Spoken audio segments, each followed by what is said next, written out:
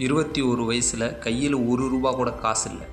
ஆனால் இன்று வருடத்திற்கு ₹2 கோடி டர்ன் ஓவர் பண்ணுறாங்க.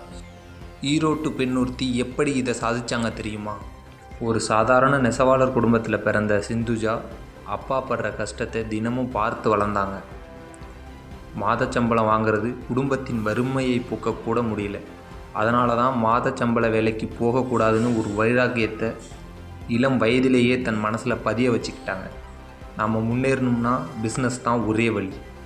அது மட்டும் இல்லை, 10 பேருக்கு நாமளே வேலை கொடுக்குற அளவுக்கு வளரணும்னு ஒரு கனவு.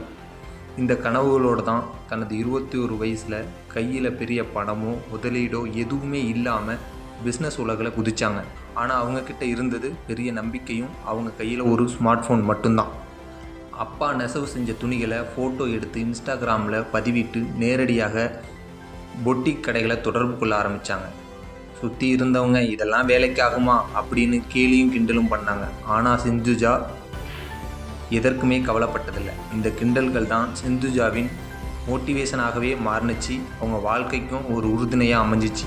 டெய்லரிங் தெரியலனாலும் ஒரு மிஷின் வாங்கி டெய்லர்களை வேலைக்கு வச்சு கார்மெண்ட் பிஸ்னஸை வளர்த்தாங்க. ஒரு சின்ன அறையில் தொடங்கிய இந்த முயற்சி இன்றைக்கி 2500 சதுர அடியில் இயங்கும் நிறுவனமாக மாறியிருக்கு. சோசியல் மீடியாவில் ஆர்டர் எடுத்தவர் இன்று 65க்கும் மேற்பட்ட பிராண்டுகளுக்கு ஆடைகளை சப்ளை செய்கிறார்.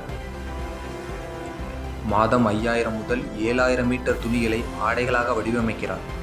தினமும் 35 பேருக்கு வேலை, 50க்கும் மேற்பட்ட நெசவாளர்களுடன் கூட்டு பயணம், வருடத்திற்கு ₹2 கோடி டர்ன் ஓவர். நெசவாளர்களுக்கு சரியான மதிப்பு கிடைக்காததை பார்த்து வளர்ந்த சிந்துஜா அவருடன் இன்று கோடியில் சம்பாதித்து வருகிறார். முதலீடும் இல்லை, அனுபவம் இல்லை என்று சொல்லாமல் கையில் உள்ள மொபைல் மற்றும் சமூக வலைதளங்களை சரியாக பயன்படுத்தினால் நீங்களும் சிந்துஜா போன்று சாதிக்கலாம்.